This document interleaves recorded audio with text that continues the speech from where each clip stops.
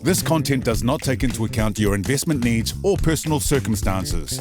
It is not intended to be viewed as investment or financial advice. For more financial information, please visit milfordasset.com/getting advice.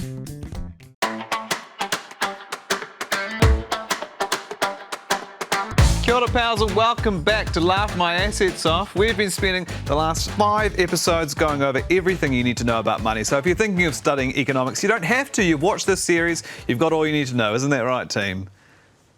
No, they don't agree. They are here from Milford Asset Management. They can help your savings go mill forward, not mill backward. Do you like that? I like it. Thank you. I'm glad. It's Caitlin Parker and Liam Robertson. Hello. Today you may have noticed the tables have turned. Actually, the tables stayed in the same place, but we've switched couches because today it's time for you to quiz me. I've only got one card. I've spent the last 5 episodes learning all I need to know about asset management and picking funds and getting advice. It's time for you to quiz me. So the card is going away. Caitlin, what's the first question of the day? Let's go back to the very first episode when we talked about the definition of investing. Is buying milk or your nice toy trains, is that investing? Well, I think it can be if you've got some nice toy trains that other people also think are nice and are kind of collectible items that may build value over time. That could be an investment. My 3 fridges full of milk that I thought were going to pay off over time because I thought milk might get scarce might not pay off because the milk might expire. But I could invest in like a dairy company, for instance, and they might do well over time because I think it's quite a big export in Aotearoa. Nailed it. One down, one tick. Eli, how do we in the financial world define investing? Okay, I think I'm going to use very silly words here, but investing is sort of putting your money somewhere where it may potentially grow. Yeah, or it could provide you an income, or both. I'll give it to you though. Okay, thank you. So that's kind of like a half tick on that one. Half tick. Oh, that's a full tick. That's a full tick. Yeah, that's a full tick. She's in a good mood. Thank from you. 2. Yeah. I actually thought Caitlin was going to be the mean one. Good. Why? What gave you that? What gave you that opinion? Powerful vegan leather shirt on. Your hair's pulled back. You look like you could be ready to tell me off. Right. What would you say the main risk with property buying is? The main risk, I guess you could invest in renovating your house to an unfashionable thing. Like I think a few years ago, everyone was into feature walls, but if you filled your house with feature walls, people might not like it, and then they might not want to buy your house. Yeah, that's probably like a decimal point of a mark. So basically, that your own home, your own property, that could pay off as an investment, but it's not necessarily one. But if you pick smartly, in locations and things that you think it will generate you a return when you go to sell in a few years. But essentially, an investment in the property space is, buying a rental and generating that income and regular return from it. So it's giving you money every week at a time. What if I started charging my partner rent, even though he technically does own half the house? I mean, that would be smart and you would be generating return, but is it stable and sustainable? So yeah, it feels like it's maybe not an investment in my relationship. Yeah. Probably not. Very good. Eli, what's the advantage of investing in shares and bonds compared to just property? Well, you want to have a diverse portfolio of investments. You want to invest in a few things because if you put all your eggs in one basket and, there's a big gust of wind, they could get blown out of the basket and all crack. Whereas if you put your eggs in lots of baskets, some of them might be sheltered from the big gust of wind. Very good answer. The other benefit, of course, is bonds and shares. You can sell as many as you need. If you did need some money at short notice, you can't just sell the garage or the laundry. True, yes. Yeah, you can't just sell part of your house. You could rent a room for a little bit, though. You could to your partner. Yeah. I think these are all bad ideas that I'm not going to try out. Right, give me an example of when it might be smarter to invest in shares versus being hell-bent on paying off your mortgage, even though Mummy says it's the right thing to do. Well, potentially when the interest rate's low, right? Because then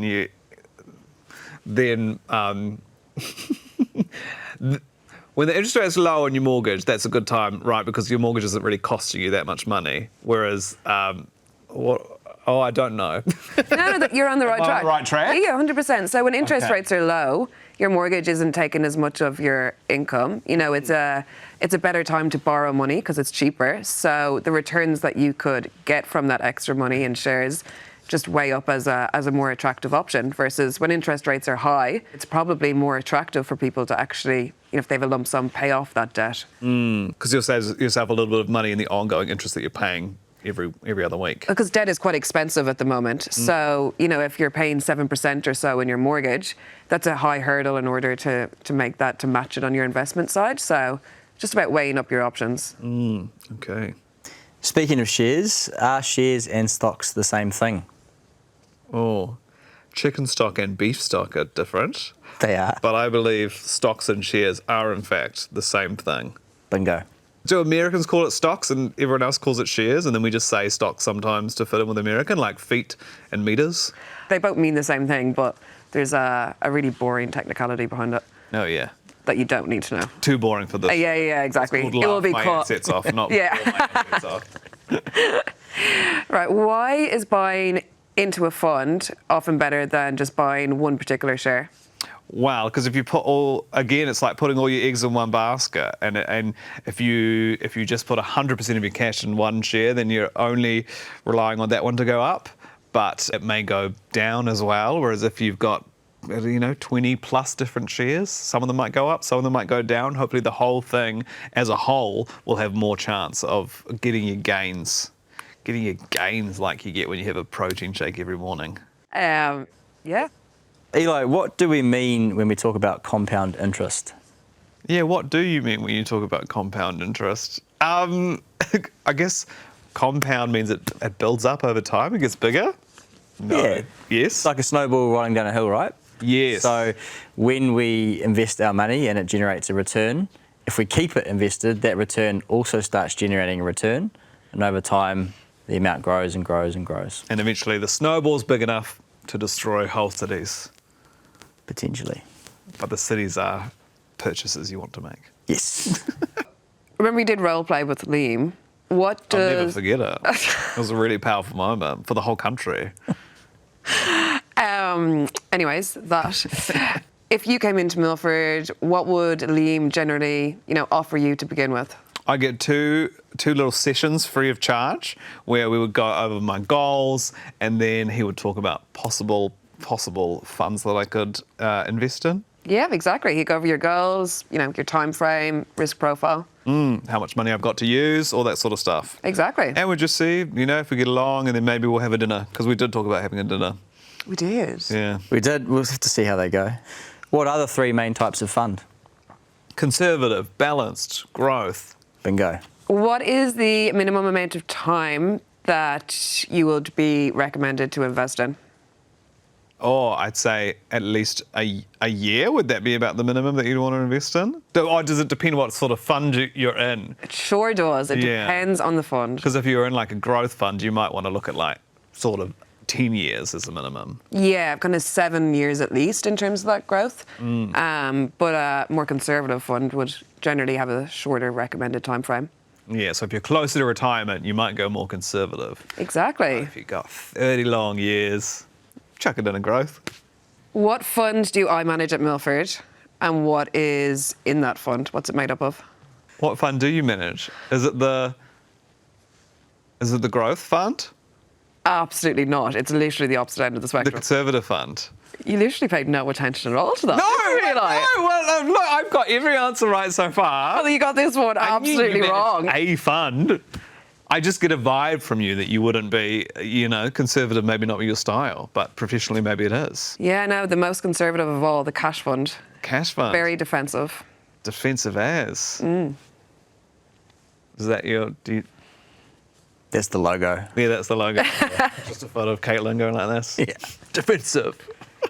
Eli, we've spoken a lot about global events and how they may impact investing. Why shouldn't we worry too much about the effects of things like war or pandemics? Well, if you look at kind of history, global events have just kept happening. The stuff hasn't stopped happening.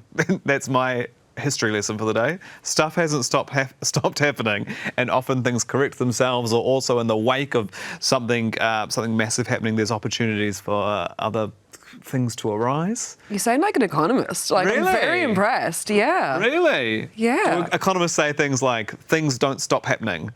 You know, they're answering the question, but not giving a, definitive answer, because there's a lot of ways Wow. things can play out. So It almost sounds like maybe I should go into politics if that's the sort of way I want to answer questions. They don't answer questions. No answering at all. No, I'll give you that, Mark. Opportunity was the word I was looking for. When something bad happens, it's not necessarily bad for every company in the market. But, what happens if you panic when your fund goes down and you move your money to a more conservative fund? Well, first of all, I think, thank goodness I'm in the fund that Caitlin's taking care of, and I know, she does a great job. So I've been really happy with my fund manager, but I might, over time, realise that I basically crystallised or locked in the losses, which may have regained over time. Exactly, Eli. Well done. I just wanted to say the word crystallised, actually. See, it's not all boring money stuff. You can just say some fun, fancy words sometimes. No, yeah, that is like a nice kind of like sparkly word to use. It is. Crystallised.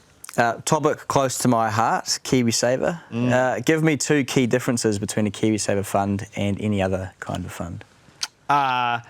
It saves Kiwis, and you cannot get that money out of it. Can you elaborate on either of those answers? Okay, it doesn't literally save Kiwis, but you can only take your money out 2 opportunities, either when you buy a house or when you're first home or when you retire. Sometimes there are other sneaky times when you could maybe, not sneaky, but just times when you really need it. You might be able to take it out, but most of the time you can't get the money. And I do know one other difference, which is that the government matches it. So that return you get from the government, they match 50% of everything you put in, up to about $1,000. Yeah, so over the course of the KiwiSaver year, 1 July to 30 June, if you put in $1,043, they'll match you 50 cents to the dollar. Why is it 1,043? Why don't they sort of crystallise that as at a kind of a nice number that ends in a zero? Crystallise is a round number. That's above How many my pay times grade. can you say crystallise? Yeah, word of the day. I'm not sure. It's actually $1,043.86, but who's counting? Why 86 cents? Don't know, mate. Yeah. I think when I retire, I'm going to be like, oh, thank goodness it was $1,043.86. It'll make a difference. Yeah, those extra 6 cents on top of the 80 cents. Yeah, over time. How would you go about choosing a KiwiSaver provider? How would you identify, a good fund manager to manage your money? For me, what I have done personally is choose the one that my bank manages, so that then it's on my online banking thing for short-term convenience. But what I've learnt on this show is that maybe I could look at a few different KiwiSaver managers and see who's getting the best returns over time, who's won awards and that sort of thing, and maybe consider that and consider switching, which is actually very quick to do. It is. Maybe also, have a look at how big is their investment team and the experience on that team that is managing your money, because, you've worked very hard for it. So you want to be able to trust who's managing it. Give it to a nice big team of people who know how to take care of it. Exactly. Yeah. Let's see if you remembered this one. What causes inflation? We cause it.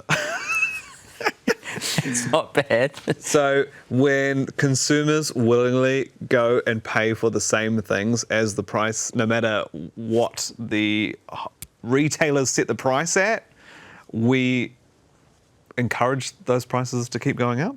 If we keep buying stuff and the price is going up, we are saying, yes, that is how much that costs now. And the more we do that, the more the prices will continue to go up. Yeah, so when there's scarcity or when there's a shortage of something, when demand is more than supply, of course, the supplier can put the price up because the demand is more than supply, and prices will keep going up. And we think, God, I still want broccoli, even though it's $9. And then they think, oh, well, I guess broccoli costs $9 now. That's right. What is the Reserve Bank of New Zealand trying to do? Just have fun. Live their life, live their truth. Shoot the breeze. They are the bank's bank. Yeah, so what are they trying to achieve in the economy? They're trying to keep inflation at around 2%, which is a nice way, which means the economy is going well, but it's not making life too hard for people. Great. I even remember the right number. Okay, no gold star. Well, I mean, technically, it's the target band of 1% to 3%. Oh, okay. Okay. Well, the 2's in there. See, she has turned to bad cop. I know, yeah, she's gone full bad cop. You're my favourite, Liam. Thank you, mate. I thought so. Eli, should you have an emergency fund? And if you should it be stored under your mattress? You should have an emergency fund because, believe it or not, emergencies do happen, but it is not good to have it under your mattress. And that is because just loose cash only loses value. It doesn't gain value, maybe? Yeah, if it's under your mattress, it's not generating any return at all. So where could you store it? In my savings account with potentially a good interest rate. Yeah, or in some shares that you can sell quickly. Potentially not shares, because shares... Bonds. Maybe not even bonds. Or Caitlin's defensive fund. Very good. You never want to be a forced seller of any asset. You know, shares and bonds are liquid, but you don't want to have to sell them tomorrow because there's an emergency, because there could be a market event. Does anyone know exactly what interest rates are going to do from 1 year to the next, or what the share market will do? No one knows 100% for sure, but some people can make educated guesses because they have some knowledge. That is a great answer. Yeah. Yeah, well That's done. a good answer. Okay. Yeah, no one knows for definite. There's a lot of ways things can play out, but some people have backing to their expectations and good judgment. Yeah. Speaking of vibes, is the guy at your barbecue telling you to get into crypto a fortune teller? He's probably not a good guy to listen to. And you could probably pick that up because I think always the person who talks to me at a barbecue about that sort of stuff seems a little bit off. But basically, yeah, you just shouldn't be getting your investment advice from one random uncle who maybe has some hot tips. Yeah, and I think, look, even if you and I were at a barbecue, I shouldn't be giving you financial advice. I should be doing it in a professional environment with a structured process. So you can chat about things at barbecues, but don't take them as gospel. Nice. So what are we going to talk about at the barbecue? Well, I think you had some other counselling sessions that you wanted to cover, so we could probably start with those. Just some trauma that I've been through. I'll just unload it while we cook some sausages. Absolutely. Why is having a portfolio of shares and bonds a good thing? Because it looks pretty, a nice portfolio. I always imagine a science experiment that you fold out like that, and it's like, look at all of this, as opposed to just one boring company. But also, because if you invest in lots of different places, the chances of potential growth are much higher than if it's all in one place. Yes, exactly. You could have just said diversification. Yeah, also diversity is important. You know? Yeah. Excellent. What is the advantage of using a fund manager over DIY investing? Well, it turns out people are qualified for the jobs that they have. So if someone has studied and worked hard to become a fund manager, they know a little bit more than potentially I would, just going on a website or an app and just clicking on some companies that I like the sound of. Yeah, absolutely. A fund manager can also provide you advice, and it saves you a lot of time, right? Yeah. You told me you're a very busy man, so... I'm super busy. I don't have time to study thousands of companies to pick the 20 for my portfolio. There you go. 20 plus. What is the most important thing to consider about fund management fees? The most important thing to consider about fund management fees is sort of whether they are so much that they make the return not seem as appealing. Like if the fees are higher than the returns you're going to get out of the fund, it's probably not a good idea. Yeah, so basically look at their past returns net of fees, so after the fees paid. So just because company A has a higher fee than company B, if you compare them both, what are their returns after you've paid those fees for the last few years, that will give you a clearer indication.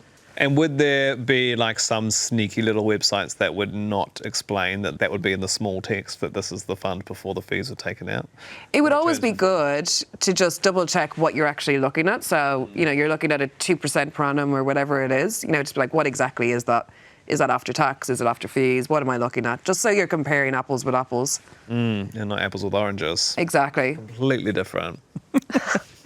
All right, final question from me, guys. That's right, I have one more card hiding away. If someone's sitting at home and they've watched this whole series and they do have a little bit of extra cash, they don't know what to do with it, what should they do tomorrow to kick this journey off? First thing, I'm going to not quite answer your question directly. I think the first thing they should do is review their KiwiSaver make sure that they're in a fund that they've chosen, so they're not sitting in a default fund that they may not be happy with, and make sure that they're not missing out on any government contributions. Remember, $500 million was left on the table last year, so we don't want that to happen again. Yeah, a little bit of that was me as well. Yeah, there you go. Secondly, with that a little bit of extra money, get some advice. Advice has never been more accessible than it is at the moment. You can get it from the Sorted website, you can get it from most fund managers' websites, and if it's something like KiwiSaver advice, you can even come and speak to someone like myself. That will give you a good starting point. You don't have to take the advice that you receive, but it will help you set out a plan according to your goal, your risk tolerance, and your time frame. Well, thank you so much. And thank you so much for spending this time with me, someone who knew nothing about what they were talking about, and helping me learn a lot. And I think we proved I did learn quite a bit. It's been great hanging out with you, Liam. We'll catch up at dinner, obviously, soon. Obviously, I'll see you guys at the Fund Managers Awards. I'm going to go hard. And don't forget, there are 6 episodes in this season. You can watch them in any order, but I'd recommend starting with episode 1. Ka kite. See you later.